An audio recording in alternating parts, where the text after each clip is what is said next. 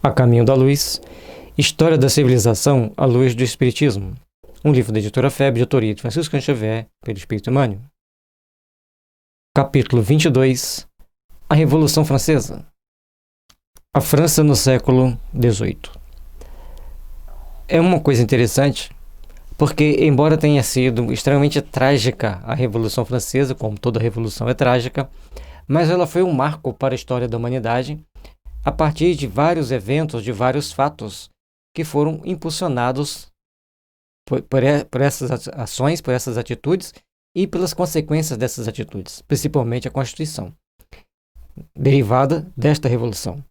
Mas também a França ficou por muito tempo sob o alvo dos inimigos e se organiza, é ajudada a se defender dos inimigos, ajudada pela espiritualidade superior, e acaba criando toda uma condição desfavorável sob o comando de Napoleão, e o tempo vai se incumbir de colocar as coisas nos eixos e impulsionar o caminho normalmente do processo evolutivo.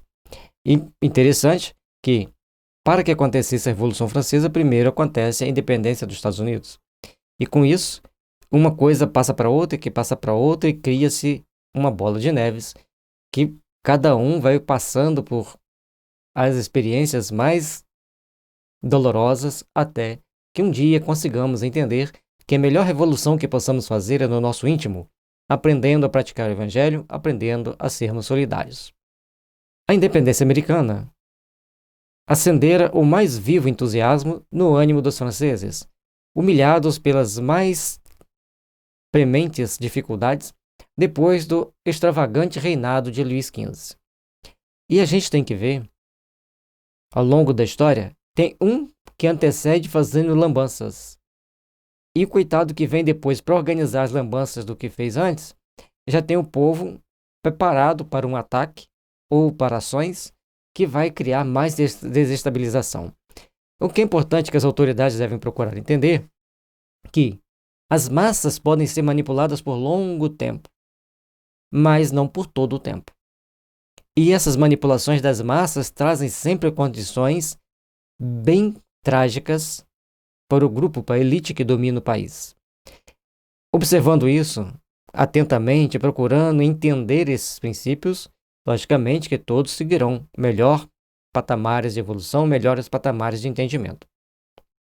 O luxo desenfreado e os abusos do clero e da nobreza, em proporções espantosas, haviam ambientado todas as ideias livres e nobres dos enciclopedistas e dos filósofos no coração torturado do povo.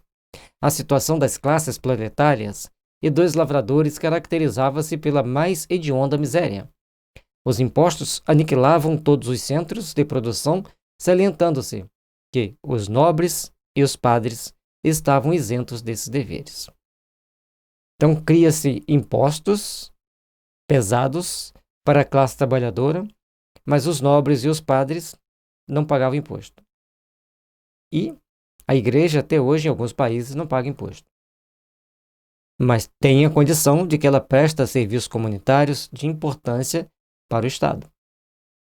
Não vamos condenar isso, não vamos levantar nenhuma bandeira, mas devemos todos entender a necessidade da reformulação íntima, de mudança de conceitos de vida, para que a gente possa, então, agir com sabedoria, com discernimento, ao longo da nossa existência, na busca e na edificação do bem em nossas almas. Desde 1614, não mais se haviam reunido os Estados Gerais, fortalecendo-se cada vez mais o absolutismo monárquico. De nada valer o esforço de Luís XVI, convidando os espíritos mais práticos e iminentes para colaborar na sua administração, como Turgot e Malesherbes. Então, Turgot era um estadista e economista muito habilidoso, e Malesherbes também estadista e economista, e ambos foram tentar ajudá-lo na organização do Estado francês, que estava bem bagunçado com a estrutura deixada então por Luís XV.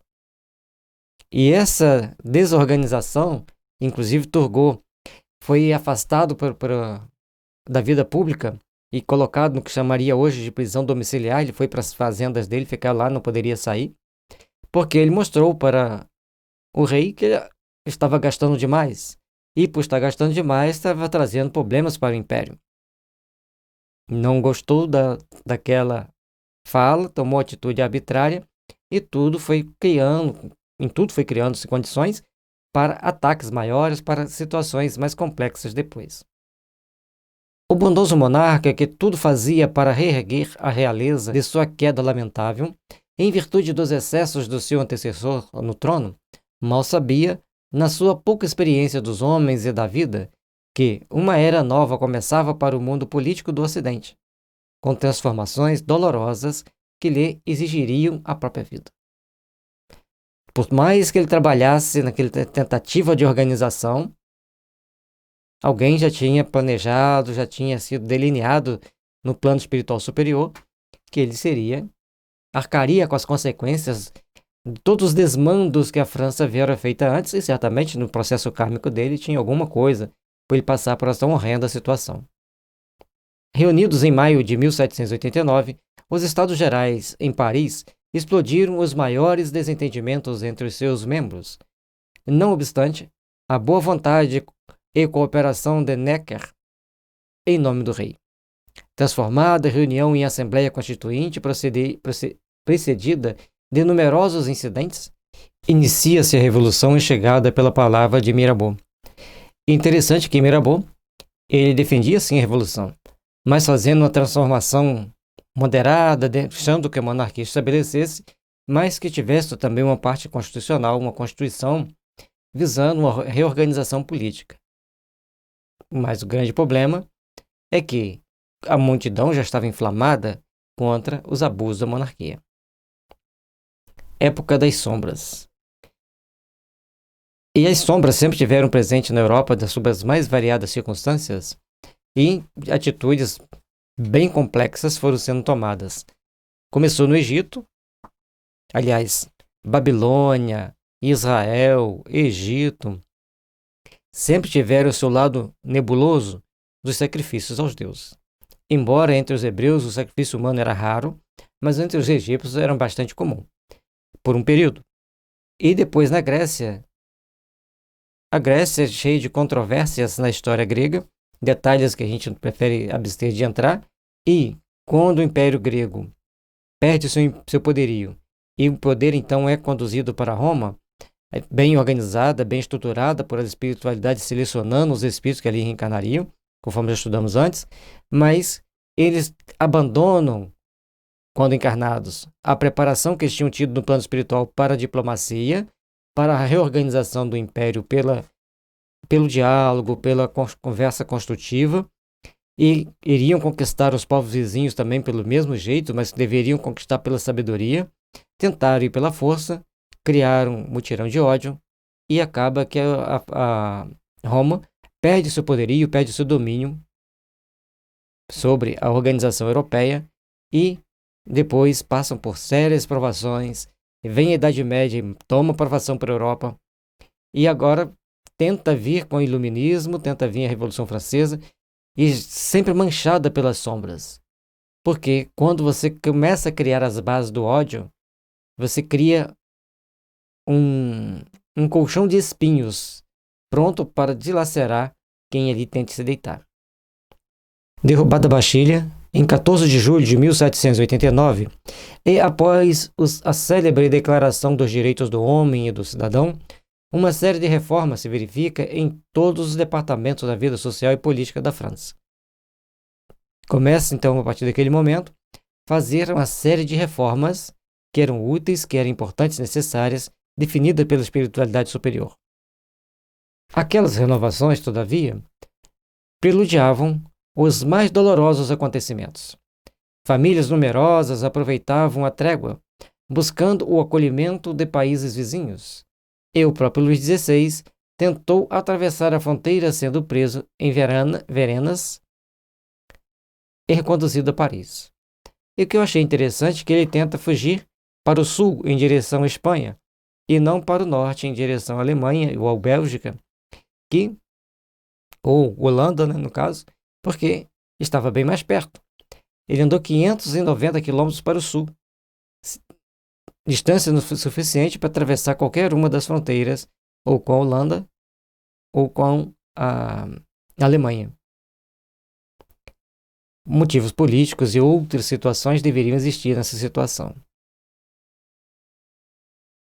O mundo de sombras invadia as consciências da França generosa, chamada naquela época pelo plano espiritual ao cumprimento de sagrada missão junto à humanidade sofredora. E a França tinha a missão de restabelecer um processo bem estruturado, bem organizado, de poder, visando a posteridade, visando a modernidade do mundo. Mas, infelizmente, algumas consciências sintonizaram com as sombras e criaram caminhos de dor e sofrimento para todos, não só naquele momento, mas na sequência dos fatos. Embora tenha sido uma grande conquista política, administrativa para o Estado francês, custou ao povo uma grande herança kármica devido às atrocidades com que foram cometidas no pós-revolução. Uma coisa que sempre acontece. Até nos dias de hoje, quando se tem uma revolução, o pós-revolução vem a perseguição, vem a insegurança, vem uma série de catástrofes criado pelo ambiente, criando novos ambientes de dor, até que alguém venha dar um basta e, às vezes, coloca tudo a perder. Cabia-lhe tão somente aproveitar as conquistas inglesas, no sentido de quebrar o centro da realeza absoluta, organizando um novo processo administrativo na renovação dos organismos políticos do orbe, de acordo com as sábias lições de seus filósofos e pensadores. Então, eles tinham que quebrar aquela realeza absoluta, e assim como a Inglaterra já tinha feito uma reorganização do poder na Inglaterra, eles deveriam fazer ali também uma reorganização do poder. E a família real seria mantida, foi daquele glamour que o público precisa, normalmente gosta de desfrutar, mas teria uma regulamentação mais bem preparada, mais rígida, mais condizente com as necessidades daquele povo, porque viriam reorientar o caminho e o destino das pessoas. Todavia, se alguns espíritos se encontravam preparados para a jornada heróica daquele fim de século, muitas outras personalidades, infelizmente, espreitavam na treva o momento psicológico para saciar a sede de sangue e de poder. Então tinha aqueles que vieram para organizar o Estado, criando todas as condições para um Estado forte, organizado e soberano, mas tinha aqueles que olhavam como uma chance de derramar mais sangue pelo ódio que mantinham, sem saber de onde vinha, e também por querer o poder, tanto pessoas encarnadas como espíritos encarnados, principalmente esses, encontrando em várias mentes o combustível perfeito para inflamar as ideias mais pervertidas e mais danosas. Foi assim que, depois de muitas figuras notáveis dos primórdios revolucionários, surgiram espíritos tenebrosos, como Robespierre e Marat. A volúpia da vitória generalizou uma forte embriaguez de morticínio no âmbito das massas, conduzindo-as aos mais nefastos acontecimentos. E a ação de Robespierre e Marat naquele momento foi bem danosas para aquilo que se tinha preparado no plano espiritual superior.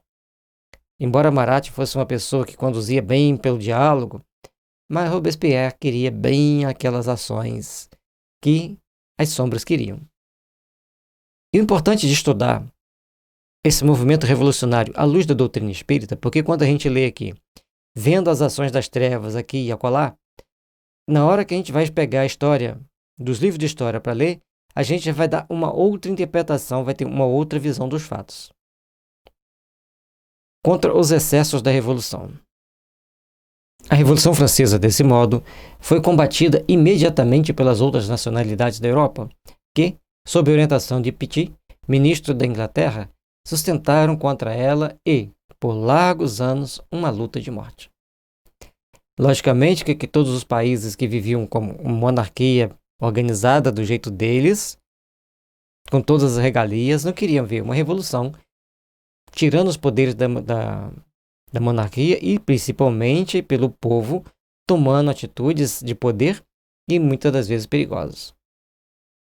A Convenção Nacional, apesar das garantias da Constituição de 1791, oferecia à pessoa do rei, decretou-lhe a morte na guilhotina, verificando-se a execução aos 21 de janeiro de 1793, no local da atual Praça da Concórdia. Em vão, tenta Luís XVI justificar a sua inocência ao povo de Paris, antes que o carrasco lhe decepasse a cabeça. E vem as atitudes do povo, das massas. Por mais que ele tentasse justificar, por mais que ele tentasse falar ao povo, o povo estava anestesiado, embriagado de um ódio terrível contra a monarquia. E ele tem então que pagar com a vida por essas ações que o povo tinha tomado.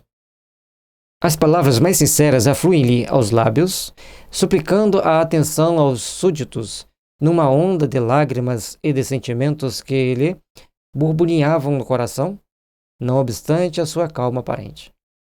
Renovam-se as ordens aos guardas do cadafalso, refuam os tambores do estrépito, abafando as suas afirmativas. Os tambores começam a rufar, exatamente para abafar-lhe as palavras, para que as pessoas não pudessem ouvir, embora começam a ouvi-lo. Começa uma calma realmente aparente, mas as atitudes das autoridades que tinham determinado aquele momento prevalece e elimina-se da presença física da terra o bondoso Luís XVI. A França atraía para si as mais dolorosas provações coletivas nessa torrente de desatinos. Com a influência inglesa, organiza-se a primeira coligação europeia contra o nobre país. A partir do momento que tomam a atitude de eliminar Luís XVI, a França então fica sob o guante das trevas, dessa vez organizada pelos países circunvizinhos, para atacá-la e fazer pagar por aquela provação de ter infligido ao rei a morte. Lógico que todos iriam fazer isso, porque quanto mais eles infligissem sofrimento à França, mesmo que não conseguissem vencer, mas diziam para o seu próprio povo: não se metam em fazer isso, que terá consequências. Mas não somente nos gabinetes administrativos da Europa se processavam providências reparadoras. Também no mundo espiritual, reúne-se os gênios da latinidade sob a bênção de Jesus, implorando a sua proteção e misericórdia para a grande nação transviada. A partir do momento que a França sai daquele foco, deixa de seguir os caminhos determinados, os princípios estabelecidos para crescer, então ela perde aquele momento da história de fazer uma reestruturação do poder, uma reestruturação social melhor do que foi feito na Inglaterra, mas sem o derramamento de sangue.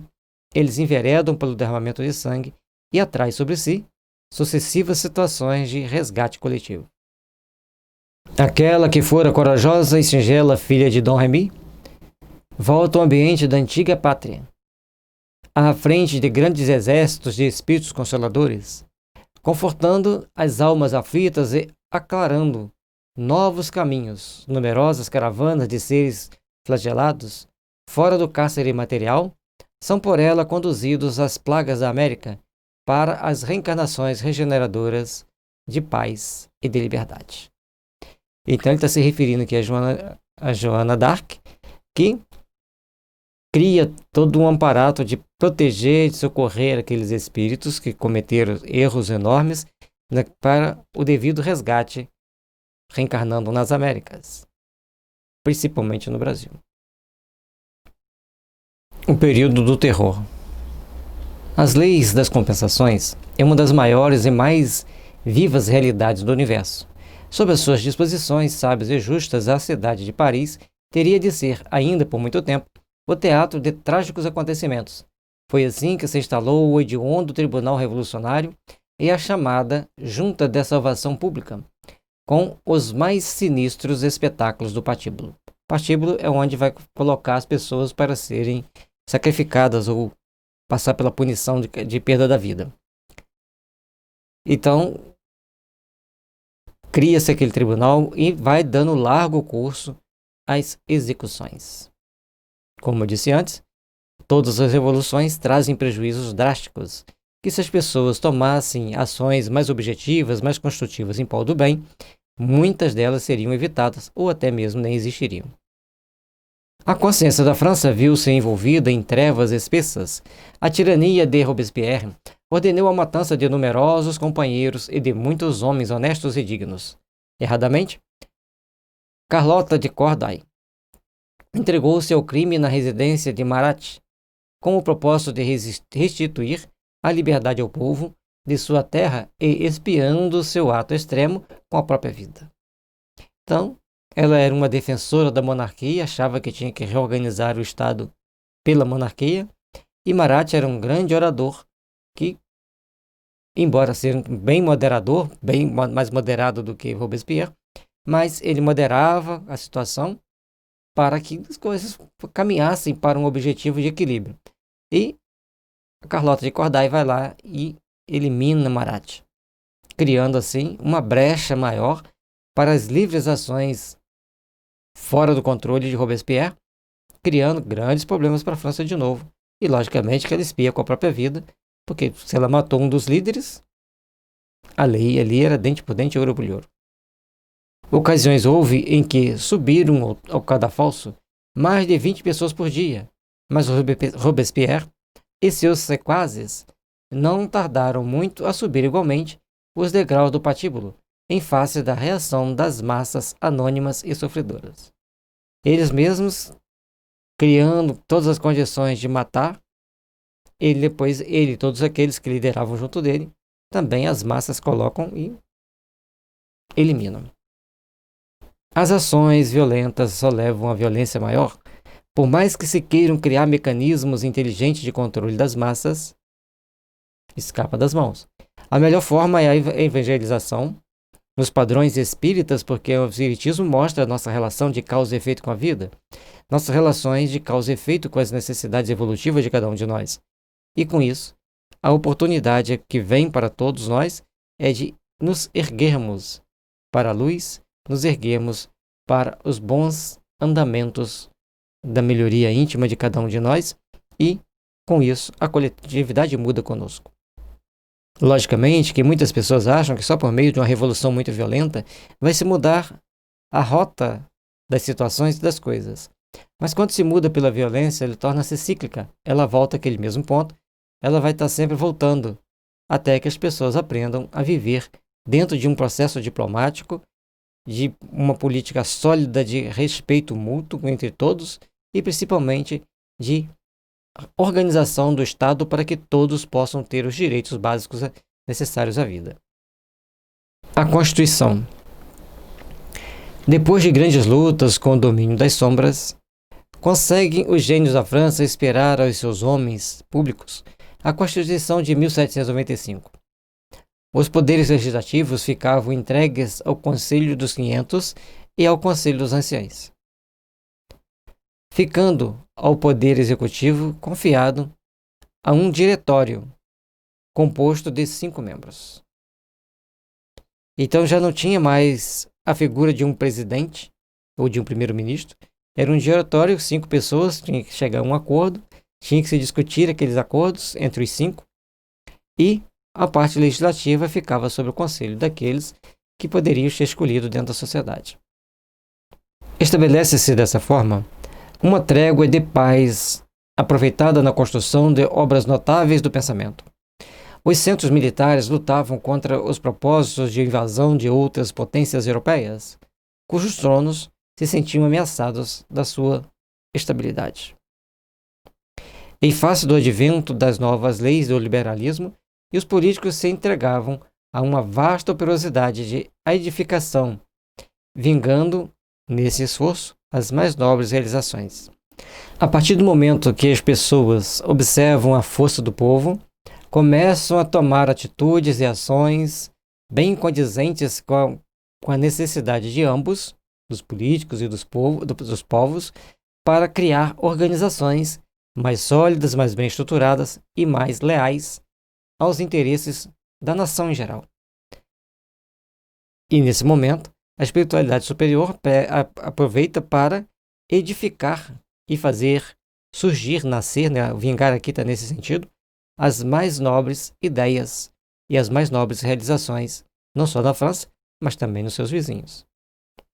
Contudo, a França, depois dos seus desvários de liberdade, estava ameaçada de invasão e desmembramento. Povos existem, porém, que se fazem credores da existência do alto, no cumprimento de suas elevadas obrigações junto de outras coletividades do planeta. Assim, com a contribuição de missionário, foi Napoleão Bonaparte, filho da obscura família corsa, chamado às culminâncias do poder. E é importante a gente ver que, naquele momento, a França estava em vista de perder território porque os países vizinhos queriam atacá-la de todo custo, dominá-la a todo custo. E com isso, criando uma série de situações também obscuras por parte de todos aqueles, criando os mais variados problemas sociais e políticos. Vem Napoleão para organizar a França. Ele vem, então, com toda a sua percepção, com todo o seu cabedal militar do passado e vai fazendo todo um jogo de organização da França. Consegue fazê-lo muito bem? Logicamente, foi preparado para isso, reencarnou para isso e dá essa execução. Mas a partir do momento que ele assume o poder, as ideias expansionistas do passado brotam-lhe ferrenhamente de novo e toma atitudes que vai levá-los certamente ao fracasso de suas mais nobres missões. Lembrando que Napoleão foi Semíramis, Alexandre o Grande, Marco Aurélio e agora Napoleão. E isso, aquelas encarnações que ele teve no apogeu, que teve no poder. Normalmente, esses grandes imperadores, eles tinham uma encarnação no poder e outra obscura entre o povo, não raro como um mendigo. Napoleão Bonaparte, o humilde soldado corso, destinado a uma grande tarefa na organização social do século XIX, não era só na França, era em toda a sociedade daquela época, não soube compreender as finalidades da sua grandiosa missão. Bastaram as vitórias de Arcole e Rivoli, com a paz de Compofórmio em 1797, para que a vaidade e a ambição lhe ensombrassem o pensamento. Consegue duas vitórias importantes, era para ele, a partir dali,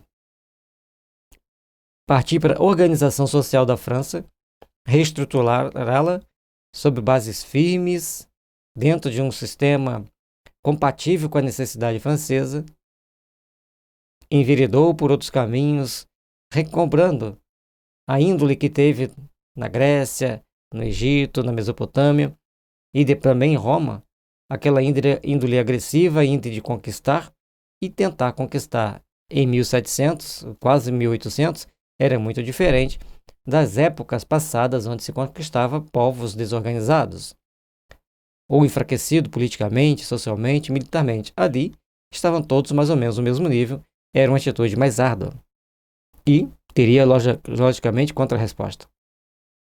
A expedição ao Egito, muito antes de Waterloo, assinalava para o mundo espiritual a pouca eficácia do seu esforço, considerado o espírito de orgulho e de imperialismo que predominou nas suas energias transformadoras.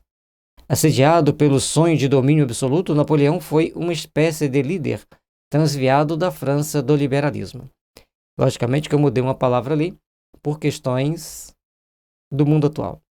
Então, naquele momento, ele tinha toda a possibilidade de organizar o governo francês em bases sólidas, em bases edificantes. Ele cria, então, para si mesmo um próprio inferninho particular, ao deixar de tomar as atitudes compatíveis e dentro da responsabilidade necessária à edificação das forças do bem, das forças da luz. Assim, também uma pequena modificação, assim, pouco se aproximara do Evangelho que a sua ação deveria validar. Também as atividades de Napoleão pouco se aproximaram das ideias generosas que havia conduzido o povo francês à Revolução. Sua história está igualmente cheia de traços brilhantes e escuros, demonstrando que a sua personalidade de general manteve-se oscilante entre as forças do mal e do bem. É importante que todos nós comecemos a tomar determinadas atitudes e ações condizentes com os nossos padrões evolutivos superiores. Assumir uma condição de poder, deixar-se levar pela arrogância e pela prepotência é algo extremamente perigoso. Devemos saber agir com o devido equilíbrio, com o devido bem-estar íntimo, para realizarmos o melhor possível dentro dos projetos necessários ao equilíbrio e à evolução do conjunto, do grupo, e com isso fazer com que as coisas aconteçam da melhor forma possível. Mas nem todos estão aptos a dar esse grande passo, nem todos têm condições de dar esse grande passo. E mesmo Napoleão, muito bem preparado, um espírito de grandes conquistas espirituais e grande domínio sobre si mesmo, ao reencarnar, num dado momento, envereda por um caminho totalmente diferente. Com as suas vitórias, garantia a integridade do solo francês, mas espalhava a miséria e ruína no seio de outros povos. No cumprimento de sua tarefa, organizava-se o Código Civil, estabelecendo as mais belas fórmulas do direito, mas difundiam-se a pilhagem e o insulto às sagradas emancipação de outros, com o movimento dos seus exércitos na absorção e anexação de vários povos. Tinha várias formas dele conseguir influenciar esses povos, e ele ia conseguir influenciar esses povos. Mas dentro da diplomacia, de uma boa organização do direito, de uma boa organização do pensamento francês, ele iria conseguir, então, dar os grandes passos para o processo evolutivo do planeta. E quanto mais ele se aproximasse do Evangelho, mais o Evangelho ganharia força, podendo até atingir e flexibilizar corações tão em desafetos com o Evangelho. Mas, infelizmente, enveredou por outro caminho, por outras circunstâncias, por outra situação, criando problemas graves para toda a humanidade do porvir. Porque a falha de um homem com responsabilidade, conforme ele estava ali, uma responsabilidade, podemos dizer, gigantesca, reflete sobre as ações dos outros. E as organizações, então, dos outros povos tendem a fazer com que certos movimentos convirjam para este ou aquele ponto, criando condições e expectativas, muitas das vezes perigosas para o porvir. Sua fronte de soldado pode ficar laureada para o mundo de transições gloriosas e verdade é que ele foi um missionário do alto, embora traído nas suas próprias forças. Foi laureado, né? A palavra vem de louro, aquele ramo de louro que os romanos colocavam na cabeça dos vencedores. Então ele teve gloriosas vantagens, gloriosas vitórias, gloriosos feitos, mas foi traído pelas suas próprias forças na edificação daquilo que ele deveria colocar como verdade, como missão para as grandes realizações do porvir da França e da Europa. Mas, no além, seu coração sentiu melhor a amplitude das suas obras, considerando providencial a pouca piedade da Inglaterra que o exilou em Santa Helena após seu pedido de amparo e proteção. Na hora que ele vai pedir exílio à Inglaterra, que não era bobo nada, pegou ele e colocou em Santa Helena, uma ilha longe de tudo, de todos, para que ele pudesse então fazer grandes meditações e refletir sobre seus atos. Ao chegar ao plano espiritual, as suas reflexões foram importantes por terem começado, naquele momento de insulamento em Santa Helena, abrir novos horizontes, novas perspectivas, para que ele pudesse então entender a dimensão dos seus erros e também os bons efeitos dos seus acertos. Santa Helena representou para seu espírito o prólogo das mais dolorosas e mais tristes meditações na vida do infinito. Ali foi o início das suas meditações, daquilo que ele iria refletir, porque um espírito cometer erros é uma coisa. Agora, um espírito preparado para uma grande missão, desviar-se dela e cair em precipícios tenebrosos como ele caiu, é muito doloroso. E o momento que ele teve de reflexão em Santa Helena sobre o protetorado inglês foi de grande importância para ele começar a reparar os seus erros, começar a edificar as verdades que deveriam serem edificadas em seu coração para o infinito, para o porvir da luz e da misericórdia que deveria estar sempre presente nos corações humanos. E lembrando que depois de Napoleão, ele reencarna no Brasil como João Pipoco, um leproso que foi responsável por criar o leprosário de Betim, que é um marco de atendimento a essas pessoas de extremo sofrimento, e criando assim condições deles entenderem, e também criou o centro espírita dentro do leprosário, mostrando ali o seu caminho da sua regeneração espiritual. Uma forma de atrair para ali e levar à reencarnação vários de seus generais sanguinários, frios, calculistas, ao processo reparador da reencarnação dolorosa, através da triste reparação pela lepra. Tudo tem consequências perante as leis divinas. Allan Kardec.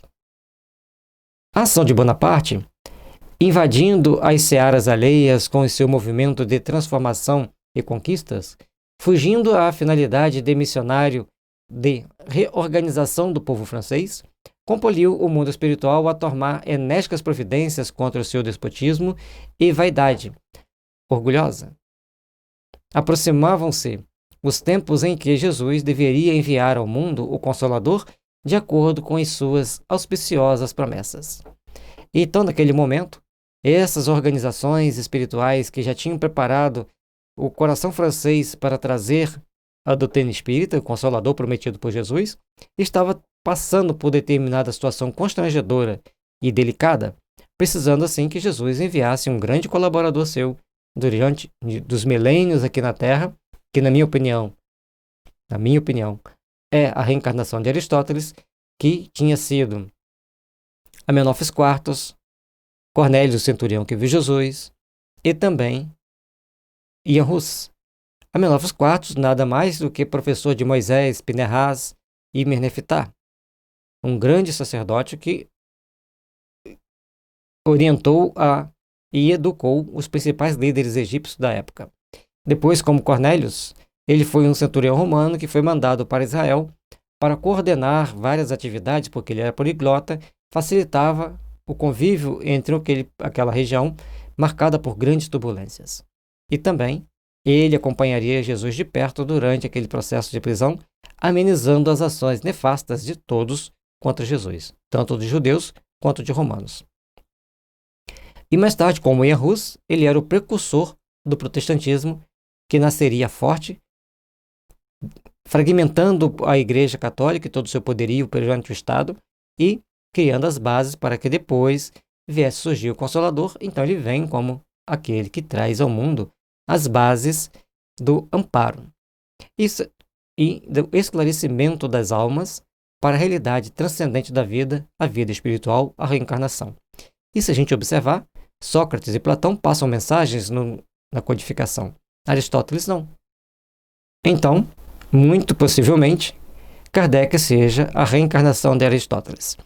Embora eu vi um filósofo respeitável colocando que, pela forma com que Kardec escreve, pela forma com que ele coloca as perguntas e as respostas, Aristóteles pode ser o mentor de Kardec.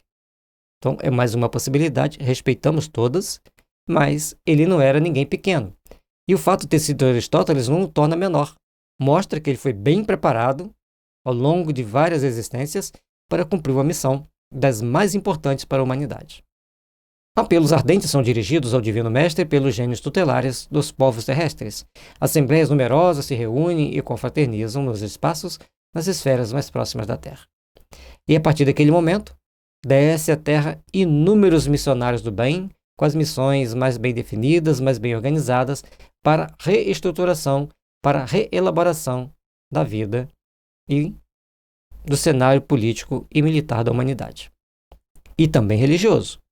Um dos mais lúcidos discípulos do Cristo baixa o planeta compenetrado de sua missão consoladora e, 2 meses antes de Napoleão Bonaparte sagrar-se imperador, obrigando o Papa Pio VII a coroá-lo na igreja de Notre-Dame, em Paris, nascia Allan Kardec aos 3 de outubro de 1804. Com a sagrada missão de abrir caminho ao Espiritismo, a grande voz do Consolador, prometido ao mundo pela misericórdia de Jesus Cristo. Naquele momento que Napoleão sagra-se imperador, acaba-se perdendo algumas conquistas da Revolução Francesa naquele momento, e A partir dali, vem se preparando o terreno para que Kardec consiga cumprir uma grande missão. E é importante nós entendermos que se Napoleão não tomasse as atitudes extravagantes que tomou, ele seria naturalmente um ponto de convergência para que toda a França se tornasse espírita e tudo caminharia para uma grande transformação mundial. O erro de um homem compromete toda uma obra. Mas no livro dos Espíritos está dizendo que uma ação humana não pode atrapalhar o progresso. Não atrapalha o progresso, mas retarda, também está escrito lá. E aí nós temos que ter cuidado para agirmos com parcimônia, com educação, com respeito uns para com os outros, para edificarmos o bem em nosso coração, irradiarmos esse bem ao nosso redor e vivenciarmos a paz tão esperada, tão aclamada no Evangelho. E Chico conseguiu fazer isso. Passou por momentos turbulentos da política brasileira, não se intrometeu, foi amigo de políticos importantes, que se tornaram depois perseguidos por quem assumiu o poder, mas ele manteve sempre centrado, e suas palavras, como nós entendemos hoje de geopolítica, um pouquinho, era sempre voltada para amenizar as situações, mesmo que ele não pensasse daquele jeito, que ele não fosse concorde com aquelas ideias, mas a prudência e o bom senso o orientava a falar daquele jeito, a tomar as atitudes bem compatíveis com a necessidade daquele momento. A Caminho da Luz, um livro da editora FEB, de autoria de Francisco Cândido Xavier, pelo Espírito Emmanuel. E assim, chegamos ao término de mais esse capítulo e procuremos ampliar nossos entendimentos sobre essa geopolítica espiritual da humanidade, a evolução política, social e econômica do mundo que vivemos, sob a visão do Espiritismo. Conforme dissemos anteriormente durante o estudo, se nós lermos esse livro, ao estudarmos a história, amplia-nos a nossa percepção dos fatos, porque levaremos em conta um fator importante: a influência dos espíritos na nossa conduta, nas nossas ações e na postura que tomamos. Muitas das vezes, a interpretação dos fatos, visto da espiritualidade superior, são diferentes das nossas, por causa de informações que nós não obtemos. Vemos apenas a parte material. E Emmanuel traz aqui para a gente o ampliar das ideias, mostrando-nos a parte espiritual dos fatos.